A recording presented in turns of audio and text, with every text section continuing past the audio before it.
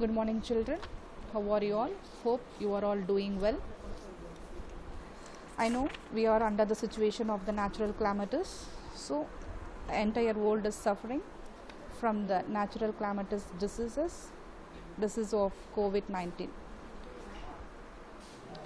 We pray to our Almighty to cure this universal disease very soon to turn our day-to-day life normally. So stay home, stay safely, children. Today in this session we are going to see in the subject of social science under history subject the third unit heading World War II. So let's move to the new lesson, children. World War II.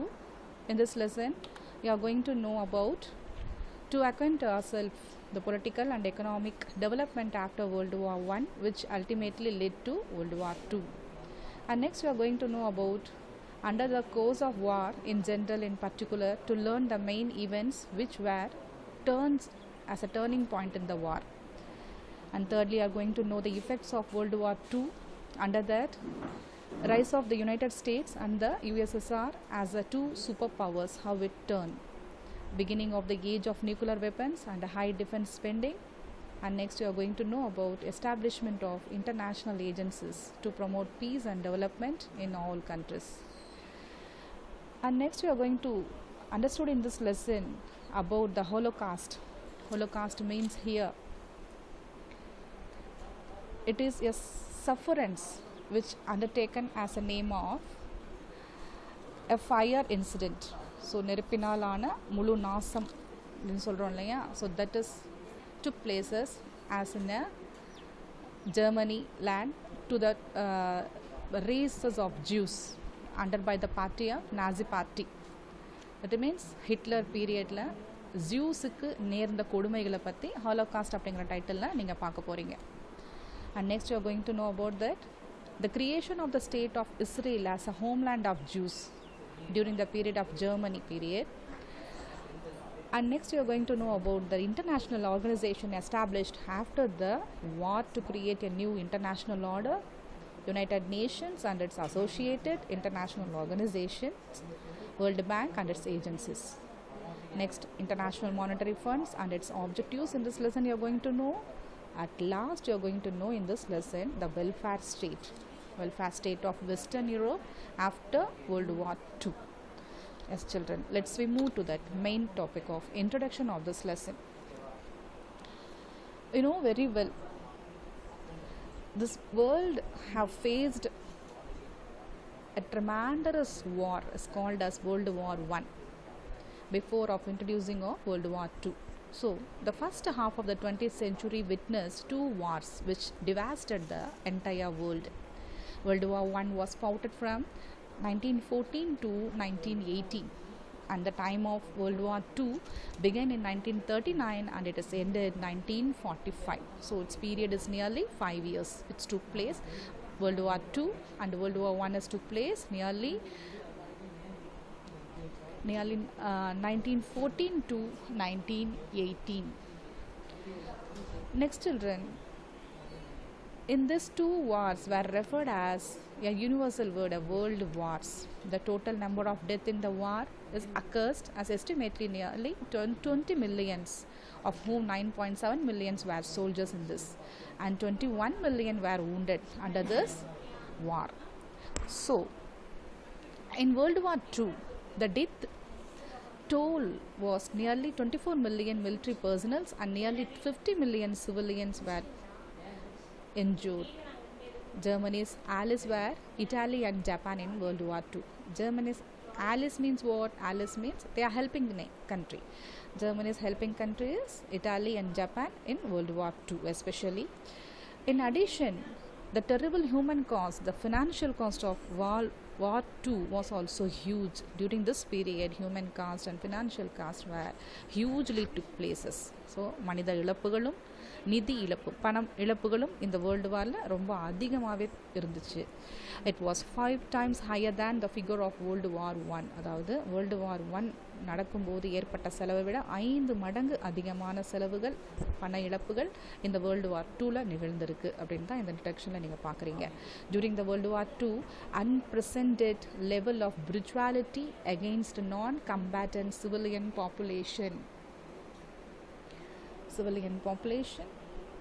and gross violation of international protocols on the treatment of prisoners of war, many of whom were tortured and killed. During world war 2ல நிறைய சொல்லிக்கொள்ள முடியாத அளவுக்கு உயிரிழப்புகளும் மனித உயிர்களுக்கு நிறைய சேதங்களும் நிறைய கொடுமைகளும் வந்து உட்படுத்தப்பட்டார்கள். So innumerable atrocities were committed against the people. அட்ராசிட்டிஸ்னால் கொடுமைகள், கொடுங்கோல் ஆட்சிகள் எல்லாம் வந்து மக்கள் மீது அதிகமாக திணிக்கப்பட்ட காலகட்டம் தான் இந்த world war 2. The people living in conquered regions. Conquered regionsனால் those who are all under the control of imperialized countries. So the end of the World War II signaled as a change in the world order and the political configuration among the major powers. So World War II alarmed the whole world. It's going to be changes as an entire political configuration among under the major powers. Major powers na supreme powers நாடுகளுக்கு கீழே இந்த உலகமே வந்து என்ன ஆகுது, ஆளப்போகுது அப்படிங்கிற ஒரு சிக்னல்ஸோட இந்த இரண்டாம் உலக போர் தொடங்குனுச்சாம். Okay, now we are going to move a main topic of this lesson, that is causes, cause and effects of World War II. Causes means காரணங்கள். வேர்ல்டு வார் 2 ஏற்பட என்ன காரணங்கள், அதுக்கான கோர்ஸ்னால் ஸ்டடீஸ் என்ன தெரிஞ்சுக்கிட்டோம், அதனால் அதுக்கப்புறம் இஃபெக்ட்ஸ் என்னென்ன பாதிப்புகள் எல்லாம் வேர்ல்டு வார் 2வால் ஏற்பட்டுச்சு அப்படின்னு தான் இந்த பேராகிராஃபில் நீங்கள் பார்க்க போகிறீங்க. The first, the devastation caused by World War I was referred as a Great War or the war to end all wars. ஏற்கனவே முதலாம் உலக போர் நடந்ததுனால அதை என்னன்னு ரெஃபர் பண்ணுவாங்கன்னா ஒரு மிகப்பெரிய போர், ஆர் அதர்வைஸ் எல்லா போர்களுக்கும் இது ஒரு முடிவு அப்படின்னு தான் நினச்சிருந்தாங்க. But the belligerent nations, especially the Allies, had no desire for a second prolonged conflict, and this was the main driving forces behind their action after the end of the World War I.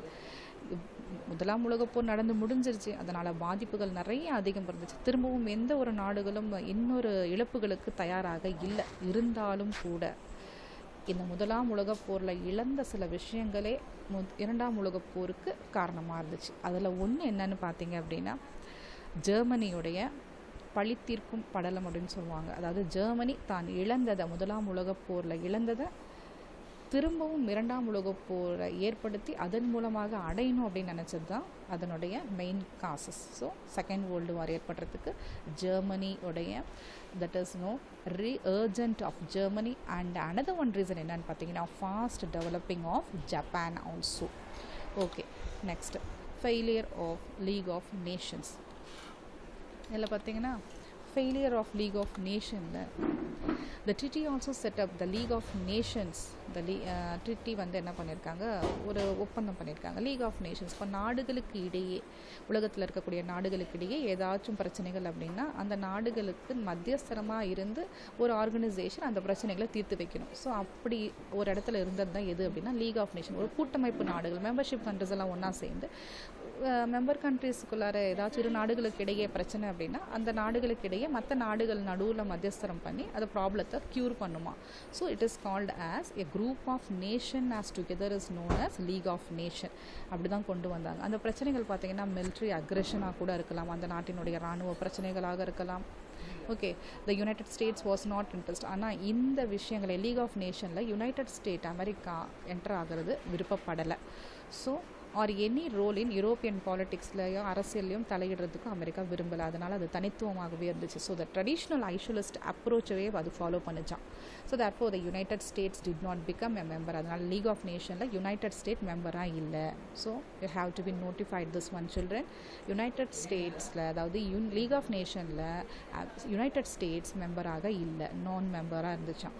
So the league remained as ineffectually international body. அதனால் இந்த league அவ்வளவாக America participate இல்லாமல் இருந்ததுனால அவ்வளவா வந்து தன்னுடைய ஒர்க்கில் shine ஆகாமல் இருந்துச்சு. And next see here you are going to know about the subtitle Germany and Treaty of Versailles in 1919. அடுத்தது இன்னொரு காசஸ் என்ன அப்படின்னு பார்த்தீங்கன்னா செகண்ட் வேர்ல்டு வார் இருக்கிற ஜெர்மனி ஒரு காரணம். அடுத்தது ஏன் ஜெர்மனி ஒரு காரணம்னா ஜெர்மனியோடைய வெர்சலிஸ் அப்படிங்கிற இடம் தவற விட்டது தான் அதனுடைய மிகப்பெரிய இழப்பு. அந்த ஜெர்மனிக்கு அதிகமான சோர்சஸ் இன்கம் கிடைச்சது அந்த வெர்சலிஸ் அப்படிங்கிற இடத்துல இருந்து தான். ஸோ அதனால் முதலாம் உலக போரில் ஜெர்மனி இந்த வெர்சலிஸ் அப்படிங்கிற இடத்த தோற்று போன அதாவது ஜெயித்த நாடுகளுக்கு தாரை வார்த்து கொடுத்துச்சான். ஸோ அதனால் தாரை வார்த்துனா அட் ஹவ் டொனேட்டட் எழுதி கொடுத்துருச்சு, ட்ரீட்டியில் ஒப்பந்தத்தில் எழுதி கொடுத்துருச்சு. So this is also one of a causes to be recreate a second world war. பாருங்கள், The Treaty of Versailles ending World War I was signed in June 1919. இந்த ட்ரீட்டியில் ஒப்பந்தத்தில் வெர்சலிஸை ஜெர்மனி எழுதி கொடுக்குது ஜூன் 1919. ஏன்னா ஜெர்மனி வந்து ஃபர்ஸ்ட் வேர்ல்டு வாரில் win பண்ணல அதனால் வந்து she lost it lot against the Britain ஜெயிச்சிச்சு. அதனால் அவங்களுக்கு அதை எழுதி கொடுக்குறாங்க. Among the many clauses of treaty 3 in particular cast great resentment among the Germany. 3 முக்கிய காரணங்கள் இருந்துச்சு. அந்த 3 முக்கிய காரணங்கள் என்ன அப்படின்னு பார்த்தீங்கன்னா, Germany was force to give up the territories to the west.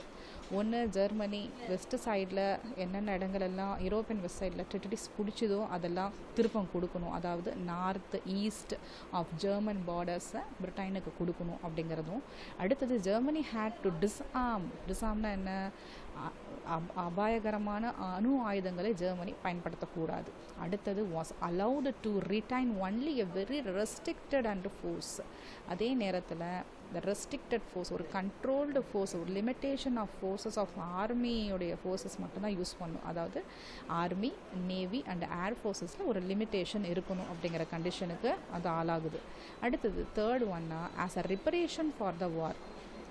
World war 1ல் என்னென்னலாம் ஜெர்மனியால் எந்தெந்த நாடுகளுக்கெல்லாம் டிஸ்டர்ப் ஆச்சோ, எந்தெந்த நாடுகளுக்கெல்லாம் லாஸ் ஆச்சோ, அந்த லாஸ் அமௌண்ட்டை ரீபேமெண்ட்டாக யார் பண்ணணும், ஜெர்மனி அந்த நாடுகளுக்கு கொடுக்கணும். எந்தெந்த நாடுகளுக்கு, ஒன் இஸ் பிரிட்டன், அடுத்தது ஃப்ரான்ஸ், பெல்ஜியம், யுனைடெட் ஸ்டேட்ஸ் போன்ற நாடுகள். எவ்வளோ கொடுக்கணும் அப்படின்ட்டு you see here it in the under the Germany and Treaty of Versailles அப்படிங்கிற சப்டைட்டிலுக்கு கீழேயே இருக்குது பாருங்கள்.